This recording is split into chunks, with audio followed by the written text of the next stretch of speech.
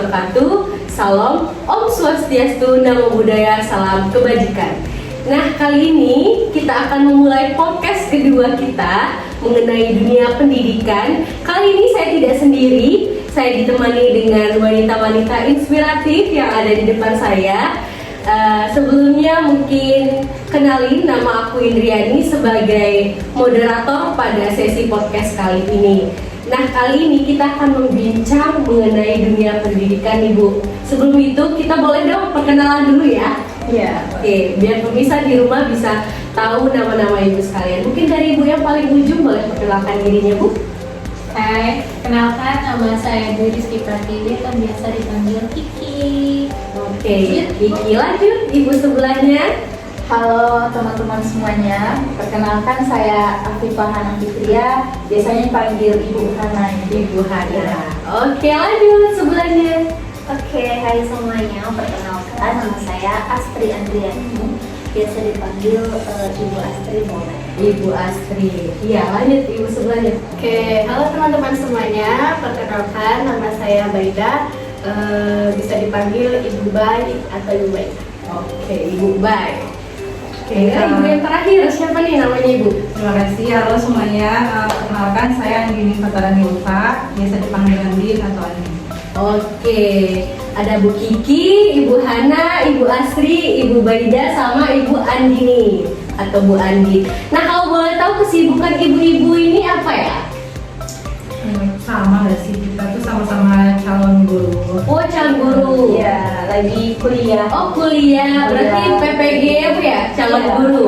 Gelombang 2? Iya, Ya, 2024. Masya Allah. Berarti di depan kita saat ini adalah wanita-wanita atau ibu, calon ibu guru profesional, teman-teman semuanya. Amin. Oke, baik. Sebelumnya terima kasih Ibu sudah mau mampir di podcast saya. Kali ini kita akan membincang terkait dasar-dasar pendidikan menurut Ki Hajar Dewantara. Nih, saya mau bertanya langsung nih sama Ibu Hana dulu ya, terlebih dahulu ya, Bu ya. Ini udah ada pertanyaan. Menurut Ibu Hana nih, bagaimana makna atau arti dari kata menuntun dalam proses pendidikan? Seperti itu, Bu. Baik, terima kasih Bu Indi atas pertanyaannya. Langsung saja di sini saya akan menjelaskan arti kata menuntun ini menurut pendapat saya ya, ibu-ibu sekalian. Nah, di sini menurut kajian saya, setelah saya baca, saya telaah, menuntun dalam dunia pendidikan ini artinya adalah kita sebagai seorang guru nanti kelak gitu mampu membantu dalam mengembangkan karakteristik dari peserta didik agar peserta didik ini memiliki budi pekerti luhur yang baik untuk anak bangsa ke depannya. Jadi generasi masa depannya, depannya. iya.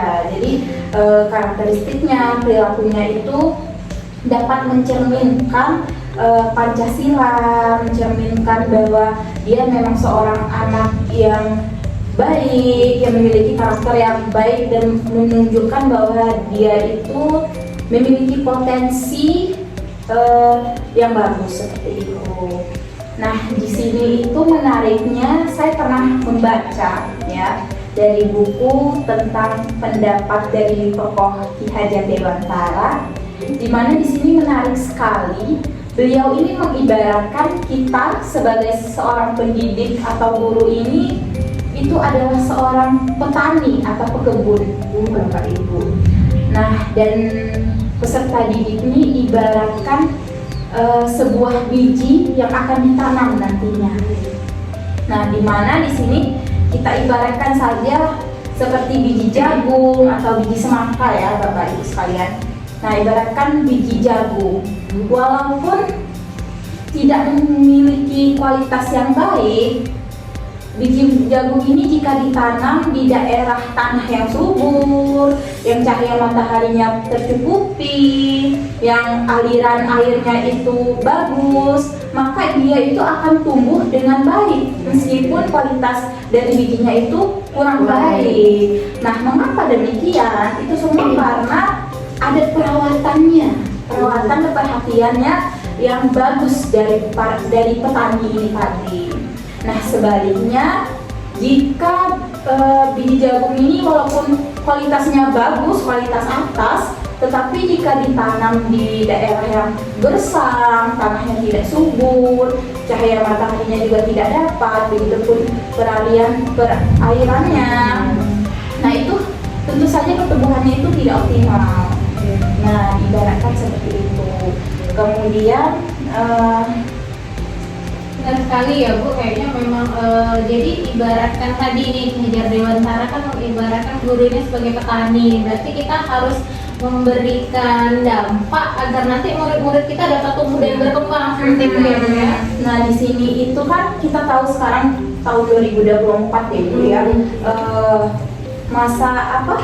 Industri 5.0 atau 4.0 ya? Mau masuk 5.0 kan?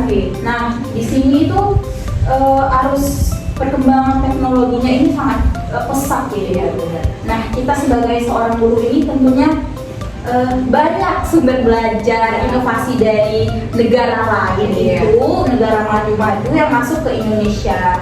Dan di sini Ki Hajar Dewantara ini menegaskan kepada kita semua sebagai seorang guru, sebenarnya boleh globalisasi ini masuk, gitu kan, kulturalisasinya boleh masuk, namun kita ini tidak boleh hanya asal meniru, tapi kita juga harus dapat memfilter sesuai dengan kultur yang ada di Indonesia ini. Itu sangat harus itu ada kulturalisasinya, sehingga kita hanya dapat mengambil manfaat positifnya saja. Nah, dan yang dampak negatif itu jangan kita ambil. Dimana di sini kan kita tahu Indonesia ini sangat kaya ya, akan adat, budaya, dan sebagainya. Nah, sumber adat itu bisa saja kita ambil dari lingkungan sekolah kita. Jadi tidak harus yang sangat menggunakan teknologi, namun sesuai dengan sumber yang ada di lingkungan. Dan juga menuntun di sini itu maksudnya peserta didik ini merdeka, dan guru ini hanya memfasilitasi sebagai pamong, menuntun dan membimbing agar peserta didik ini tidak kehilangan arah untuk menciptakan mereka ini yang berkarakteristik dan berbudi seperti itu. Oke, baik. Penjelasan yang menarik dari Ibu Hana terkait kata menuntun nih teman-teman. Dari penyampaian Bu Hana tadi, menuntun itu yang mana nantinya guru sebagai pendidik anak-anak bangsa dapat meningkatkan nilai-nilai yang ada di dalam dirinya ataupun nilai budi pekerti dan nilai luhurnya. Ini berkaitan langsung dengan pertanyaan yang kedua ya teman-teman ya. Lalu nih Bu Baidah, saya lanjut ke Bu Baidah. Bagaimana kata menuntun nih yang udah dijelasin sama Ibu Hana tadi dikaitkan atau dimanakan dalam sosial budaya Bu? Kalau boleh tahu Ibu berasal dari mana Bu ya? Dari Provinsi Jambi Bu? Iya, Provinsi. Nah, mungkin bisa Ibu jelaskan terkait sosial budaya yang ada di Provinsi Jambi seperti itu. Oke, baik Ibu Indri. Menuntun dalam sosial budaya tadi bagusnya ya. Oke.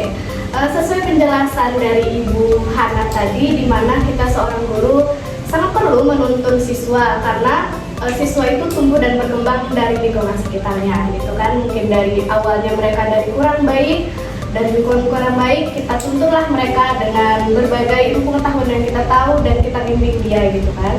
Nah, kalau berkaitan dengan sosial budaya, seperti kita di Jambi ini, berarti kita bisa menumbuhkan rasa nasionalisme dan cinta alam sekitar kepada siswa kita melalui contohnya bisa seperti kita mengenalkan batik di Jambi. Oh iya, misalnya. Jambi sangat terkenal sekali ya teman-teman ya.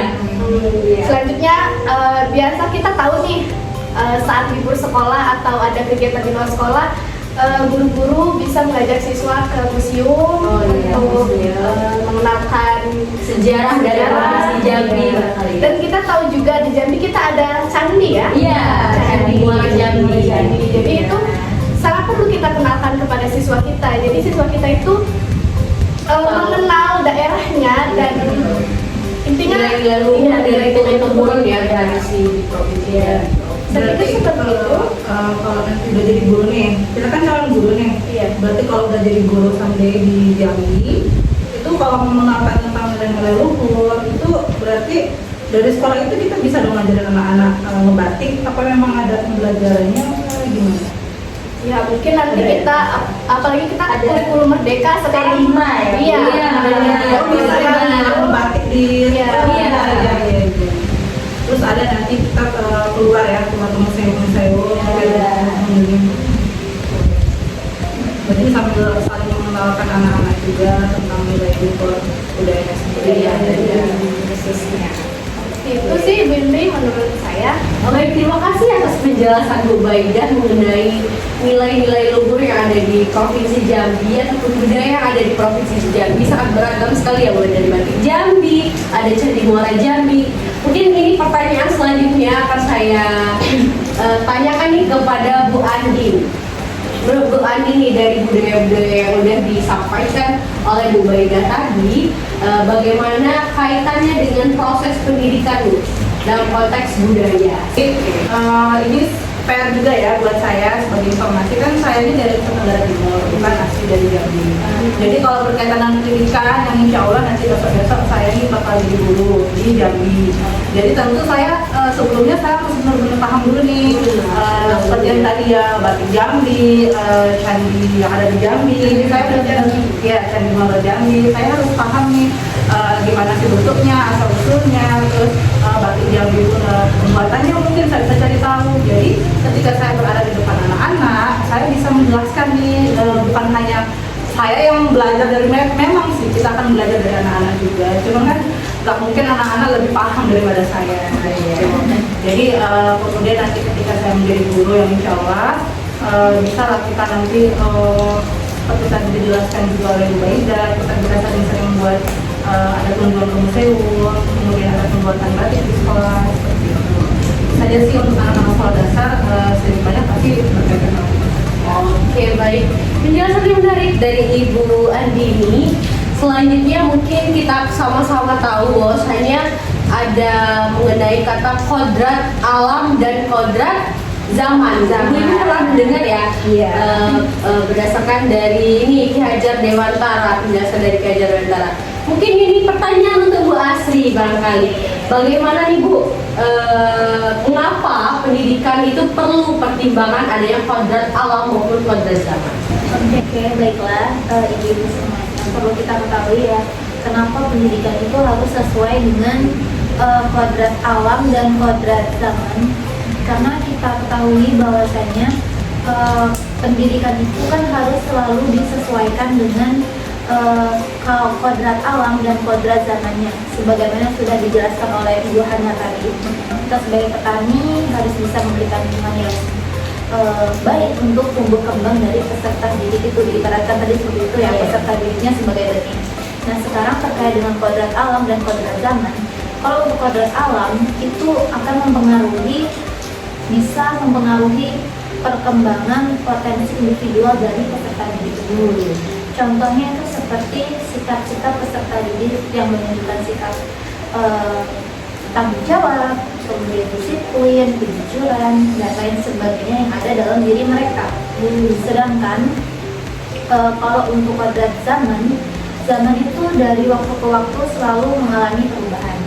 Seperti halnya kita saat sekolah dasar dengan sekolah dasar yang ada pada saat kita akan menjadi guru ini, karena guru ini sudah berbeda zamannya. Oleh karena itu, pendidikan harus disesuaikan supaya peserta didik itu dapat tumbuh dan berkembang sesuai dengan kebutuhan pada zamannya masing-masing. Nah, jadi keduanya itu harus tetap selalu berjalan seiring. Oke, baik. Terima kasih Bu atas penjelasannya mengenai kodrat alam dan kodrat zaman nih teman-teman. Seperti yang kita ketahui nih, untuk zaman sekarang ini kita udah memasuki kurikulum merdeka yang mana memerdekakan peserta didik. Ini mungkin pertanyaan terakhir ya teman-teman, akan saya sampaikan langsung ke Ibu Kiki ya, narasumber kita yang terakhir ini, Bu Kiki. Apa relevansi dari pemikiran Ki Hajar Dewantara pernah mengatakan bahwasanya pendidikan yang memerdekakan peserta didik. Dan nantinya sebagai calon guru nih Bu, calon pendidik Ibu Kiki, bagaimana menanggapi hal tersebut? ya, terima kasih atas pertanyaannya Ibu Indri. Jadi bagaimana relevansinya? Berarti kan terkaitannya ya Ibu ya, antara pemikir Dewantara dan apa yang akan kita lakukan nanti nih sebagai calon guru masa depan. Jadi pendidikan yang memerdekakan murid atau yang berpihak kepada murid ini pastinya kita sebagai seorang guru harus memusatkan peserta didik kita sebagai student center ya Bu ya. ya, itu maksud saya tadi. Astagfirullah. Maaf ya Ibu ya. Oke. Nah, jadi kita harus menempatkan peserta didik kita itu sebagai student center. Jadi kita guru ini hanya memfasilitasi atau kita menuntun, mengarahkan peserta didik kita. Jadi sebaiknya nanti dalam pembelajaran di kelas pun kita harus memilih metode yang sesuai seperti strategi yang kita gunakan, yaitu contohnya diskusi.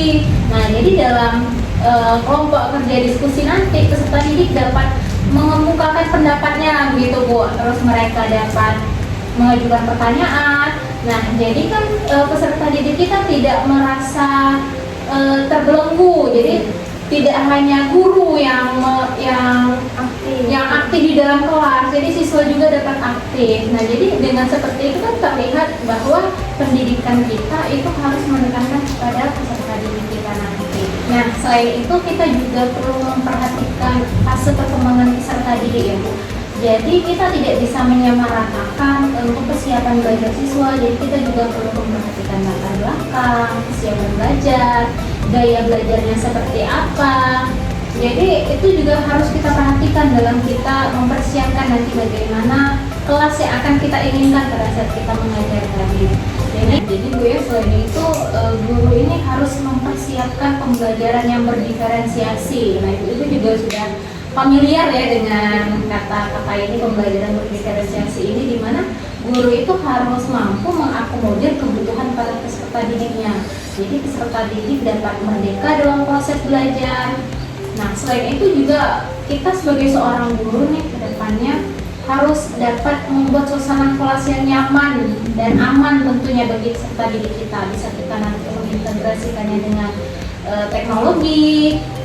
Jadi seperti itu lah Bu, kira-kira untuk relevansi dari pemikiran Ki Hajar Dewantara dengan proses pendidikan yang memerdekakan peserta didik tadi di dalam pembelajaran.